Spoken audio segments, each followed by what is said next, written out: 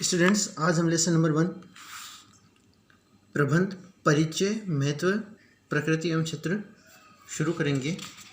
सबसे पहले प्रबंध का अर्थ। प्रबंध निर्धारित लक्ष्यों की प्राप्ति हेतु नियोजन, संगठन, नियुक्ति, निर्देशन एवं नियंत्रण की प्रक्रिया है। देखिए, सरल शब्दों में प्रबंध का अर्थ होता है व्यवस्था बनाना। एक संस्था भी अपने निर्धारित लक्ष्यों को प्राप्त करने के लिए प्रबंध की प्रक्रिया को अपनाती है, अर्थात व्यवस्थित रूप से कार्य करती है। संस्थाएं प्रबंध के कार्यों नियोजन, संगठन, नियुक्तिकरण, निर्देशन और नियंत्रण की प्रक्रिया द्वारा अपने निर्धारित लक्ष्यों को प्राप्त करती हैं। अब हम कुछ परिभाषाएं देखते हैं। सबसे पहली परिभाषा है मेरी पार्कर फॉलेट की। तो मेरी पार्कर फॉलेट के अनुसार प्रबंध दूसरों से कार्य करवाने की कला है। देखिए, संस्था में प्रबंध का कार्य प्रबंधक द्वारा किया जाता है। प्रबंधक अपने अधीन कार्य करवाने वाले कर्मचारियों को आदेश निर्देश देकर उनसे कार्य करवाते हैं। इसीलिए मेरी पार्कर फॉलेट ने कहा है कि प्रबंध दूसरों से कार्य करवाने की कला है। अगली परिभाषा हम देखते हैं लॉरेंस एप्ले के अनुसार।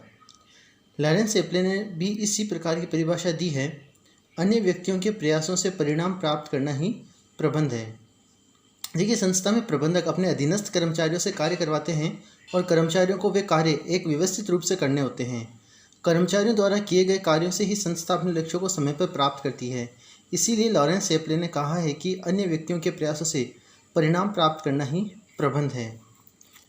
एक परिभाषा और हम देखते हैं ग्लुएक की। ग्लुएक के शब्दों में संस्था के उद्देश्यों की प्राप्ति के लिए मानवीय एवं भौतिक साधनों का प्रभावकारी उपयोग ही प्रबंध है।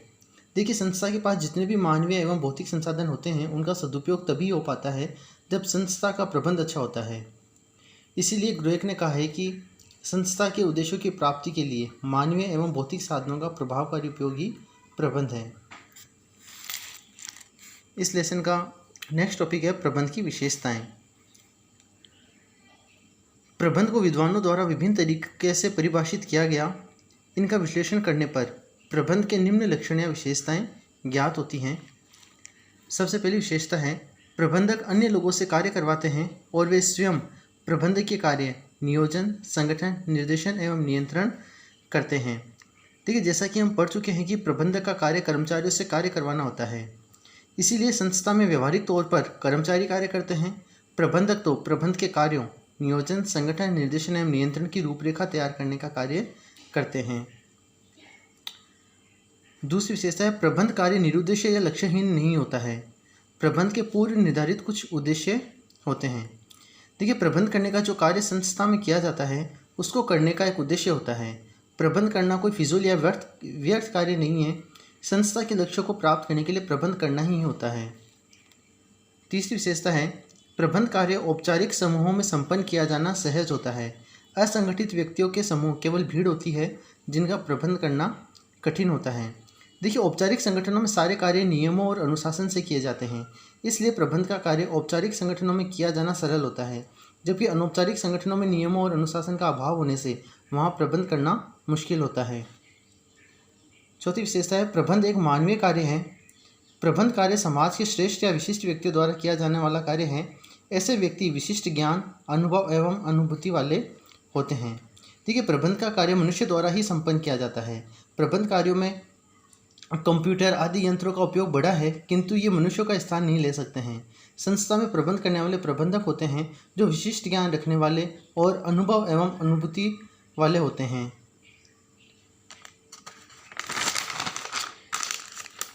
अगली विशेषता है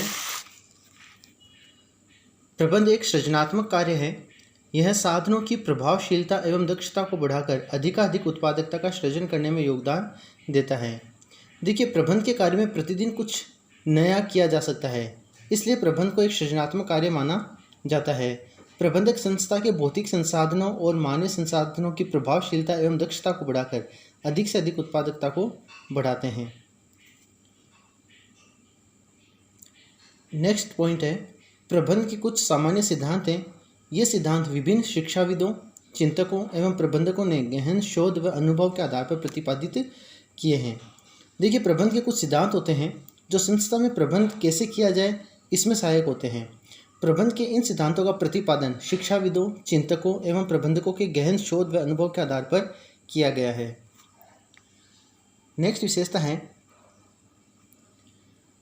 प्रबंधक में नेतृत्व करने की क्षमता होनी आवश्यक है। देखिए, प्रबंध की एक महत्वपूर्ण विशेषता यह है कि इसमें नेतृत्व भी सम्मिलित होता है। प्रत्येक प्रबंधक में नेतृत्व करने की क्षमता होना आवश्यक है। इस गुण के होने पर प्रबंधक की सफलता में कोई संदेह नहीं रह जाता है। अगली विशेषता है प्रबंधक जो भी करता है निर्णय द्वारा ही करता है। कभी कुछ कार्य के संबंध में तो कभी किसी कार्य को टालने के संबंध में निर्णय लेना ही पड़ता है। देखिए, प्रबंधक की एक विशेषता यह भी है कि सभी प्रबंधकों को सदैव कोई ना कोई निर्णय करना ही पड़ता है। कभी किसी कार्य को करने के संबंध में तो कभी किसी कार्य को टालने के संबंध में निर्णय करना ही पड़ता है। कभी नीतिगत निर्णय लेने पड़ते हैं तो कभी परिचालन संबंधी निर्णय लेने पड़ते हैं। पीटर ड्रकर ने कहा भी है कि प्रबंधक जो भी करता है निर्णय द्वारा ही करता है। अगला पॉइंट है प्रबंधक दूसरों से कार्य करवाने हेतु अपने कुछ अधिकारों को अपने अधीनस्थों को सौंपते हैं। वे अधीनस्थ पुनः अपने कुछ अधिकारों को अपने अधीनस्थों को सौंपते हैं। फलतः प्रत्येक अधीनस्थ अपने अधिकारों के प्रति उत्तरदायी भी बन जाता है। इस प्रकार संस्था के प्रत्येक स्तर पर अधिकार एवं दायित्व की श्रृंखला का निर्माण हो जाता है। देखिए, किसी भी संस्था में पदानुक्रम व्यवस्था में 3 स्तर होते हैं, उच्च स्तर, मध्य स्तर और निम्न स्तर। प्रबंधक यदि मध्य स्तर के कर्मचारी को कार्य सौंपते हैं तो साथ में उस कार्य को पूरा करने के लिए अधिकार भी सौंपते हैं, और फिर यदि मध्य स्तर के कर्मचारी अपने से निम्न स्तर के कर्मचारी को कार्य सौंपते हैं तो वह उसे भी कुछ अधिकार सौंपते हैं। अब कर्मचारी को कार्य और उसे पूरा करने के लिए अधिकार मिल जाने से वह उस कार्य को पूरा करने के प्रति उत्तरदायी बन जाता है। इस प्रकार संस्था के प्रत्येक स्तर पर कर्मचारियों को दायित्व के साथ अधिकार मिल जाने से प्रत्येक स्तर पर अधिकार एवं दायित्व की श्रृंखला का निर्माण हो जाता है। अगला पॉइंट है प्रबंध कार्य संस्था के अंदर व बाहर के वातावरण से प्रभावित होता है तथा उसे प्रभावित करता है। आंतरिक वातावरण में नियोक्ता, कर्मचारी तथा संसाधन होते हैं, जबकि बाह्य वातावरण में आर्थिक, सामाजिक, राजनीतिक तथा तकनीकी वातावरण होता है। यह संपूर्ण वातावरण एवं प्रबंध कार्य एक दूसरे को परस्पर रूप से प्रभावित करते रहते हैं। ये कुछ ऐसे आंतरिक व बाहरी तत्व होते हैं जिनसे प्रबंध का कार्य प्रभावित होता है। आंतरिक वातावरण में व्यवसाय का स्वामी, कर्मचारी तथा संसाधन होते हैं। यदि कोई कर्मचारी समय पर कार्य नहीं करता है, अनुशासित नहीं है, तो प्रबंध का कार्य प्रभावित होता है। जबकि बाह्य वातावरण में आर्थिक, सामाजिक, राजनीतिक तथा तकनीकी वातावरण आते हैं। इनमें से किसी एक में भी परिवर्तन होने से प्रबंध का कार्य प्रभावित होता है। नेक्स्ट पॉइंट है प्रबंध संस्था के मानवीय प्रयासों एवं भौतिक संसाधनों के समन्वय की प्रक्रिया है, ताकि संस्था के उद्देश्यों, इससे संबंधित सभी वर्गों की अपेक्षाओं को दक्षतापूर्ण एवं कारगर ढंग से पूर्ण किया जा सके। देखिए, संस्था के पास जितने भी मानवीय एवं भौतिक संसाधन होते हैं, यदि उनके उपयोग में आपस में सामंजस्य नहीं होता है तो संस्था अपने लक्ष्यों को समय पर प्राप्त नहीं कर सकती है। प्रबंध के द्वारा ही संस्था के मानवीय प्रयासों एवं भौतिक संसाधनों में समन्वय संभव हो पाता है, जिससे कि संस्था के उद्देश्यों, इससे संबंधित वर्गों की अपेक्षाओं को दक्षतापूर्ण एवं कारगर ढंग से पूर्ण किया जा सके। अगला पॉइंट है